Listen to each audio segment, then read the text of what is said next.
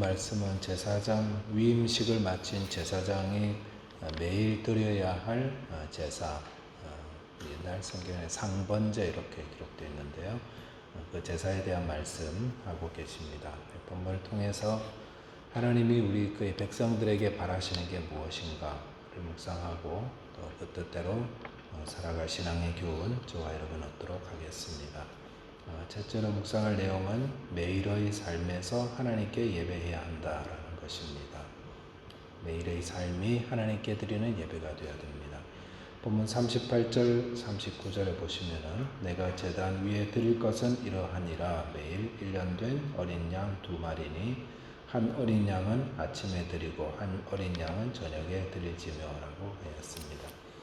하나님께서 모세를 통해서 성막, 그 다음에 제사장 옷, 그 다음에 성막에 필요한 그 제사에 필요한 것들 이제 다 만든 후에 제사장 위임식 하고 이제 제사장이 매일같이 해야 될 거 말씀하시는데 제사장을 위임받은 아론과 그의 아들들이 매일같이 어린 양 2마리를 가지고 제사를 드리라라고 했습니다. 그래서 아침에 한 번, 저녁에 한 번 어린 양 잡아서 제사로 드리는데 40절, 41절에 보시면은 고운 가루, 밀가루 10분의 1흰을 드리고 또 1흰은 약 한 4리터 덜 되는데 그러니까 약 4분의 1 그 1흰과 포도주 에바죠. 에바가 한 23리터 덜 되니까 4분의 1흰 하면 약 한 2리터 정도 됩니다. 10분의 1이면은 2리터 됩니다. 포도주 4분의 1흰은 약 1리터, 이건 한 4리터는 안 돼요. 그러니까 한 1리터. 이것을 이제 소제와 또 이렇게 부어드리는 전제 이렇게 함께 드리도록 했습니다. 이 제사를 언제 드리라고 했냐면은 새해나 연말에 이렇게 드리는 게 아니라 매일 드리라고 그랬죠. 그래서 42절 보니까 이는 너희가 대대로 여호와 앞 회막문에서 늘 드릴 번제라. 내가 거기서 너희와 만나고 내게 말하리라 라고 하였습니다. 하나님께서 그 이스라엘 백성들을 대표해서 제사장들로 하여금 매일같이 아침과 저녁에 제사를 드리라고 하셨다라는 것은 하나님께서 그의 백성들과 매일 만나기를 원하신다. 매일인데 아침과 저녁에 만나기를 원하신다. 제사라는 것은 우리가 예배 드리는 것 마찬가지입니다만 하나님과의 만남이고 교제를 의미하고 있습니다. 그런데 그것을 하나님이 언제 하라고 그러셨냐면 아침과 저녁에도 행하라. 그것은 하나님께서 하루 종일 그의 백성들과 교제하기 원하신다라는 것을 말씀하고 있습니다. 바른 신앙생활이라는 거 일주일에 예배 한 번 드리는 걸로 그런 걸 의미하지 않습니다. 또 바른 신앙생활은 시간 정해두고 그 시간에만 하나님께 예배하고 그 시간에만 신앙생활하고 이걸 의미하지 않습니다. 우리가 생각이 신앙을 다분히 이분법적으로 생각하기 쉽습니다. 그래서 이건 신앙생활, 이건 내 생활 이렇게 구분하는 거 이건 바른 모습은 아닙니다. 신앙생활은 교회 바깥에서도 신앙생활이요, 교회 안에서도 신앙생활입니다. 전혀 구분이 되지 않습니다. 오늘 그 기형적인 신앙인들이 많이 생기는 이유가 바로 이런 생각 때문이죠. 이건 신앙적인 일, 이건 생활적인 거 이렇게 구분해 버리니까 자꾸 구분이 되고 분명히 신앙을 가졌다 그러는데 삶 가운데서는 전혀 신앙의 어떤 모습을 나타나지 않는 거. 이분법적 신앙생활. 이거는 신앙생활, 이거는 내 생활. 이렇게 하시면 안 된다는 겁니다. 참 신앙은 어떤 건가?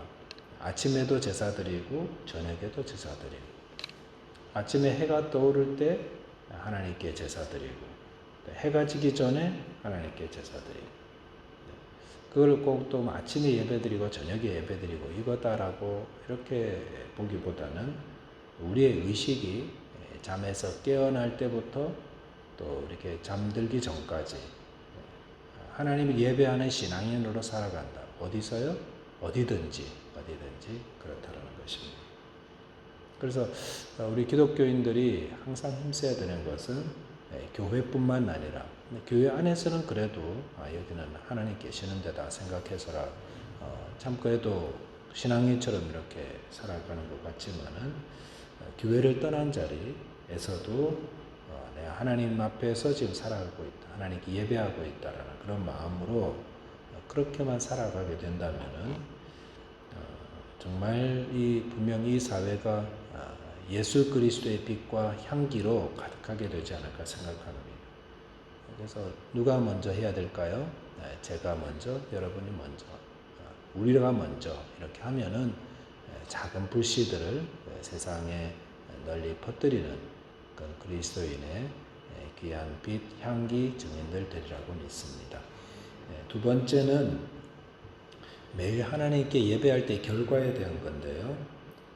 아침에 예배드리고 저녁에 제사드리고 이것에 대해서 하나님이 그 결과에 대해서 뭐라고 말씀하시냐면 다시 한번 42절 보니까 이는 너희가 대대로 여호와 앞 회막문에서 늘 드릴 번제라 내가 거기서 너희와 만나고 내게 말하리라라고 하였습니다.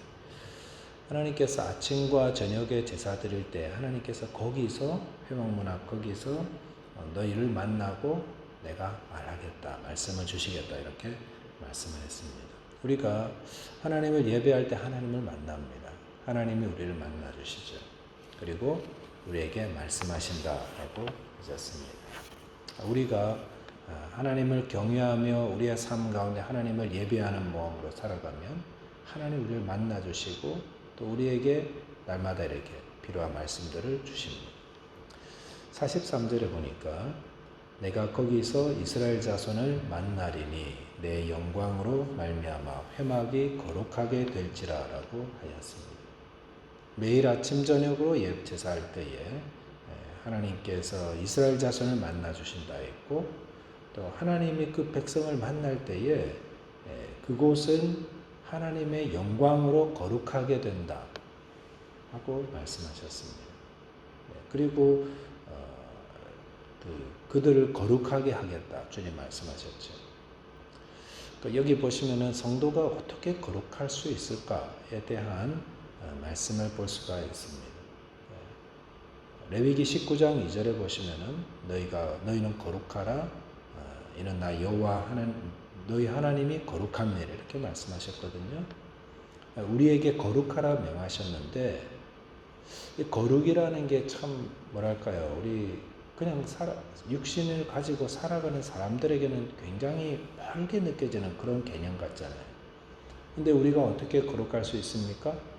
하나님이 우리를 만나시고 하나님의 영광이 우리를 거룩하게 만든다. 이렇게 말씀했습니다.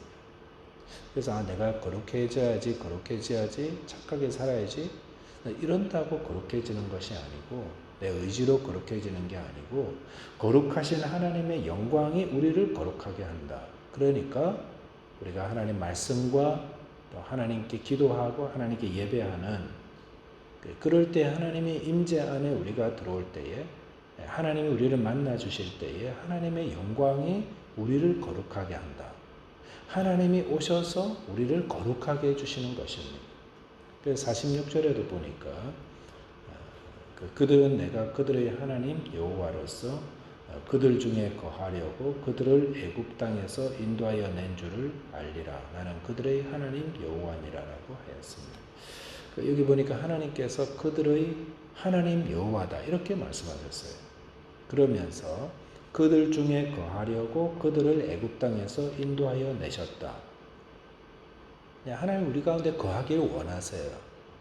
그러니까 우리가 거룩해지기로 순종하면 하나님이 우리 안에 거하시고 우리를 거룩하게 하나님의 영광이 우리를 거룩하게 만들어 가십니다.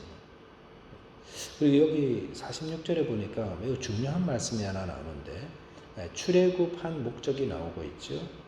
그것은 하나님이 애굽에서 종살이하던 이스라엘 백성들 왜 이끌어내셨나에 대한 말씀인데 그것은 그들의 하나님이 되어서 하나님이 그들의 하나님이 되고 그들 중에 거하기 위해서다라고 말씀하였습니다. 그래서 이 말씀을 깊이 우리가 마음에 새겨야 될 부분입니다. 왜냐하면은 그것이 우리를 구원한 목적이기도 하기 때문에 그렇습니다. 하나님께서 애국과 같은 죄와 사망의 자리에 있던 우리들 왜 예수를 그리스도를 통해서 구원해 내셨는가? 그것은 하나님이 우리의 하나님이 되시고 우리 안에 거하기 위함이다라는 것입니다. 나의 하나님이 되시고 나와 함께 하기 위해서 이것 때문에 나를 구원하셨다. 성경의 구원에 대한 그 많은 말씀들이 나오는데 그 구원의 목적이 바로 이거죠.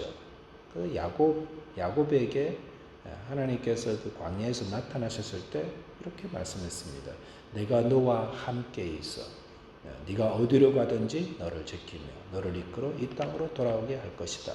라고 하셔서 내가 너의 하나님이고 내가 너와 함께 있겠다. 이게 하나님의 구원의 목적이고요.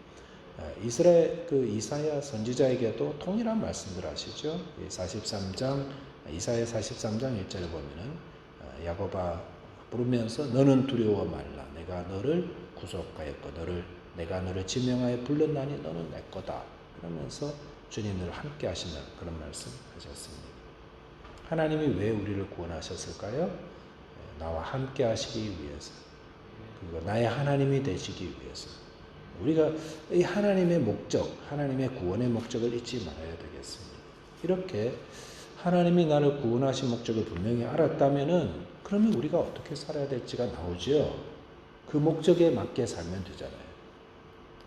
그래서 나는 오직 하나님만을 나의 신으로 섬기고 하나님이 나의 목자고 하나님이 나의 인도자고 나의 보호자고 나의 반석이고 내가 바라볼 주님이 되시고 그리고 나의 삶 가운데 늘 하나님이 거하게 하시도록 하나님 영접해드리고 하나님 찬양하고 하나님께 기도하고 늘 삶 가운데 하나님 찬송하고 하나님이 내 삶 가운데 거해달라고 볼지어다 내가 문 밖에 서서 두드리노니 마음문 열고 주인들을 모셔드리는 그런 삶이죠. 그래서 순간순간 어려움이 있을 때마다 늘 하나님 먼저 의지하고 또 나와 늘 함께 거하도록 주님 손 붙잡고 늘 살아가는 것. 그럴 때 하나님이 우리를 구원하신 목적을 이루어간다는 것입니다. 하나님 단순히 우리를 그냥 천국에 데려가시려고 우리를 구원하신 것이 아닙니다. 물론 이 세상 떠날 때에 우리 영혼을 천국으로 인도해 주시죠. 그런데 더 큰 의미로 보면은 하나님이 나를 구원하신 목적은 하나님이 나의 하나님이 되시고 나와 함께 거하기 위해서 나를 구원하셨다라는 것입니다. 그러니 나는 구원받았으니 실컷 죄짓고 내 마음대로 살다가 죽기 전에 회개하고 천국 가겠다는 말은 얼마나 무지한 말이 되겠습니까? 하나님이 우리를 구원하신 이유는 나의 하나님이 되셔서 나와 함께 하기 위함입니다. 우리가 오늘도 이 구원, 하나님이 우리를 구원하신 목적 잊지 마시고 오늘도 하나님을 하나님답게 섬기고 찬송하고 예배하고 하나님 늘 높여드리고 또한 내 삶 가운데 거하고 계시는 하나님을 의지하고 또 그분과 교제하심으로 주 안에서 큰 은혜를 누리는 저와 여러분 되시기를 주님의 이름으로 축원드리겠습니다. 네, 기도하겠습니다. 하나님 아버지 감사합니다. 오늘도 주님의 은혜로 함께 기도의 자리, 예배의 자리에 함께 모이게 하신 것 감사를 드립니다. 주님 저희들을 늘 만나기를 원하시는 주님, 아침과 저녁으로 또 삶 가운데 어디 있든지 우리 가운데 계시며 또 우리와 교제하길 원하시고 또 우리 가운데 오셔서 우리를 주님의 영광으로 우리를 거룩하게 하실 주님을 찬양합니다. 그리고 우리를 구원하셔서 나의 하나님이 되시고 나의 안에 거하기를 원하시는 주님, 내 마음을 열고 늘 주님 모셔드리고 또 주님의 이름을 부르고 주님과 동행하며 오늘도 주님의 큰 은혜 안에 거하여 하나님을 기쁘시게 하고 또 하나님의 임재 안에 거하는 저희 모두 되게 하여 주옵소서. 우리 주님 예수 그리스도 이름으로 감사하며 기도하옵나이다. 아멘.